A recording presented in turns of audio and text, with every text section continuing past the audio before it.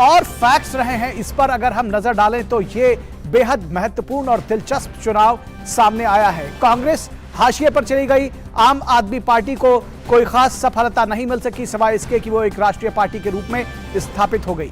उसके अलावा जिस तरह के दावे किए गए थे वो बिल्कुल फेल साबित हुए, चाहे वो कांग्रेस की बात रही हो या आम आदमी पार्टी की।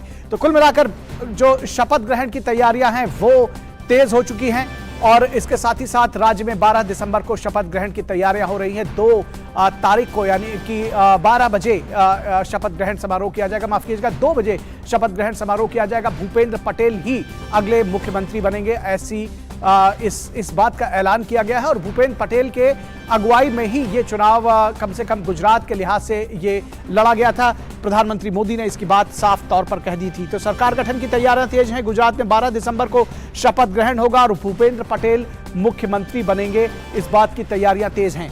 भूपेंद्र पटेल ने इस्तीफा दे दिया है, नई सरकार के गठन की प्रक्रिया तेज हो गई है और उनको अभी फिलहाल जो औपचारिक तौर पर मुख्यमंत्री बने रहने के लिए कहा गया है और अब उनके नए सरकार की गठन और नई शपथ ग्रहण की तैयारियां तेज हो गई हैं। सन 85 के बाद किसी भी दल ने राज्य में अपने दम पर 149 सीटों का रिकॉर्ड तोड़ा है और इस रिकॉर्ड को तोड़ करके बीजेपी ने एक नया रिकॉर्ड कायम किया है। भाजपा को एक तरफा जीत मिली है तो दूसरी ओर कांग्रेस हाशिए पर नजर आई है। कांग्रेस के लिए भी आत्मचिंतन का एक वक्त आ गया है। आम आदमी पार्टी को कोई खास सफलता नहीं मिली है, सीटों के लिहाज से नहीं मिली है, वोट शेयर जरूर उसका कुछ राज्य में जरूर आया है। 33 जिलों में से 22 जिले ऐसे रहे जहां कांग्रेस का खाता भी नहीं खुला। तो आप सोच सकते हैं कि कांग्रेस की किस बुरी दुर्गति से कांग्रेस गुजरी है।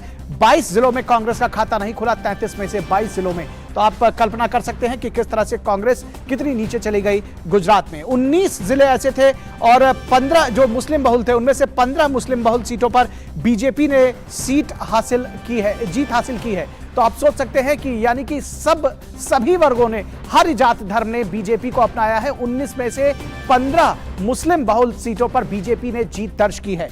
भाजपा को 52% से ज्यादा वोट मिले हैं, 50% से ज्यादा लोगों ने भाजपा को वोट दिया है, 52% से ज्यादा।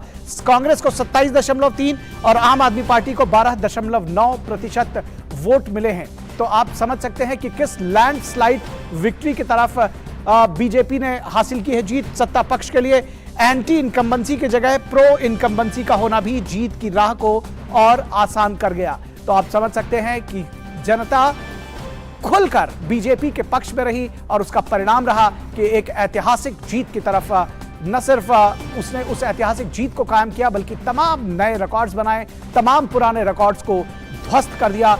कांग्रेस हाशिए पर चली गई, आम आदमी पार्टी अपने वजूद के लिए संघर्ष करती दिखी गुजरात में। हमारी संवाददाता मेघना देव इस वक्त और ज्यादा जानकारी के साथ जुड़ेंगे हमारे साथ में। मेघना, सरकार गठन की तैयारियां तेज है, क्या कुछ जानकारी आप देंगी? कब बैठक हो सकती है? क्या कुछ अभी प्रक्रिया चल रही है? मीटिंग्स का दौर कब शुरू होगा? जी देखिए निखिल, जहां तक अभी जानकारी मिल रही है सूत्रों के हवाले से कि ऑब्जर्वर्स पहले डिप्यूट किए जाएंगे भारतीय जनता पार्टी की तरफ से, उसके बाद विधायक दल की बैठक कमेंस हो सकेगी।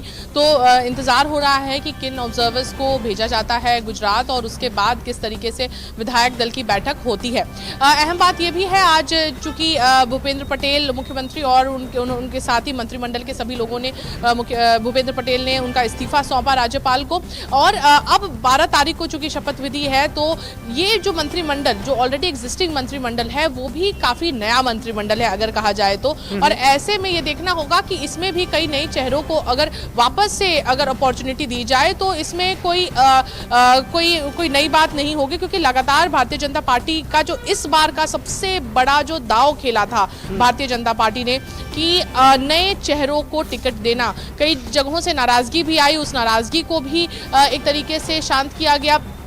कई जगहों से नाराजगी आई थी जब टिकट बंटवारों को लेकर, लेकिन नए चेहरों को अपॉर्चुनिटी देने के बाद अब क्या कई नए चेहरों को मंत्रिमंडल में भी जगह मिलेगी, ये देखना पड़ेगा। क्योंकि ये जो मंत्रिमंडल है उसमें ऑलरेडी कई नए चेहरे हैं, क्योंकि अभी कुछ ही समय पहले ही नया मंत्रिमंडल और मुख्यमंत्री बनाए गए थे। अब ये देखना होगा 12 तारीख को कि शपथ विधि क्या होती है। अहम बात यह है कि इस बार पहली बार सौराष्ट्र में बहुत ही जबरदस्त प्रदर्शन हुआ है भारतीय जनता पार्टी का। सौराष्ट्र जो कि अगर पारंपरिक तौर पर देखें तो कांग्रेस का गढ़ माना जाता है, उसमें भी कई जगहों पर अगर देखें तो जो भी 3-4 सीटें, जो हम समझ लें तकरीबन जो 5 सीटें आम आदमी पार्टी की आई हैं, उसमें से भी जो 3-4 सीटें हैं आम आदमी पार्टी की, वो हैं सौराष्ट्र के तरफ से।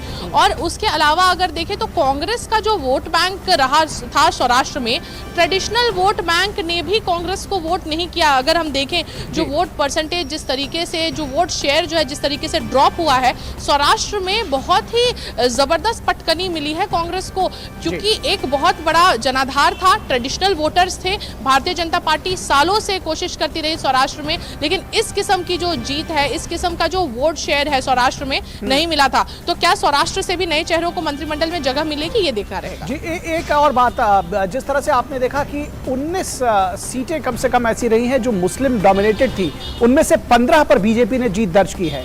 यानी कि सारे जाति धर्म से ऊपर उठ करके बीजेपी को विकास के नाम पर या उनके प्रधानमंत्री के नाम पर, मुख्यमंत्री के नाम पर, काम के नाम पर वोट मिले हैं। और जो बीजेपी के ऊपर एक आरोप हमेशा से विपक्षी दल लगाते रहते हैं कि वो एक कम्युनल डिवाइड के आधार पर चुनाव लड़ते हैं, वो भी शायद धूमिल होता हुआ दिख रहा है।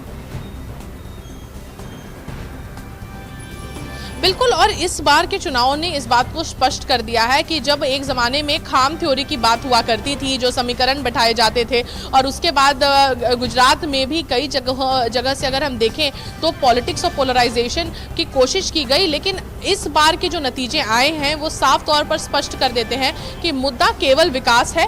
गुजरात की जनता एंटी इनकम्बेंसी नहीं बल्कि प्रो इनकम्बेंसी को वोट दे रही है। तो ये प्रो इनकम्बेंसी बहुत हद तक साफ तौर पर एंटी इनकम्बेंसी पे भारी पड़ा है। और अगर ये देखें तो ये भी मतलब प्रधानमंत्री नरेंद्र मोदी का भी जो रिकॉर्ड रहा सीटें जीतने का, उसको भी एक तरीके से तोड़ दिया है। तो ना केवल अगर हम देखें प्रधानमंत्री नरेंद्र मोदी, बट जब प्रधानमंत्री नरेंद्र मोदी बोलते हैं डबल इंजन की सरकार है, तो जनता ने भी मतलब इस तरीके से ही वोट किए हैं कि डबल इंजन की सरकार को और ज्यादा मजबूती यहाँ पर मिले। और जिस तरीके से आपने कहा कि जो मुस्लिम बहुल इलाके हैं, जहाँ पर जो सीटें हैं, जहां पर निर्णायक वोट हैं, वहां पर भी इस बार जो फैक्टर अगर हम देखें, जो एक डिवीजन फैक्टर है, वो इस बार नजर नहीं आया है। ट्राइबल बेल्ट में भी अगर हम बात करें तो भी ये फैक्टर नजर नहीं आया है। आम आदमी पार्टी ने हालांकि कुछ जगहों पर, जहां पर सूरत में जिस तरीके से क्लेम कर रही थी कि सूरत में बेशक सीटें आएंगी क्योंकि कॉरपोरेशन के चुनाव में एक शोर हुआ था और बेशक एनकरेजिंग रिजल्ट्स थे आम आदमी पार्टी के लिए, लेकिन सीट में तब्दीली बहुत मतलब एक समझिए निराशाजनक परफॉर्मेंस रहा।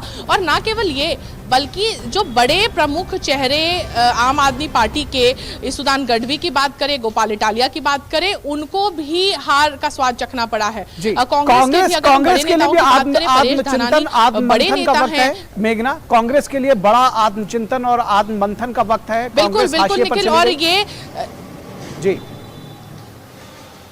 बिल्कुल, और ये इसलिए भी है कि अपना ट्रेडिशनल वोट बैंक ही कांग्रेस नहीं बचा पाई।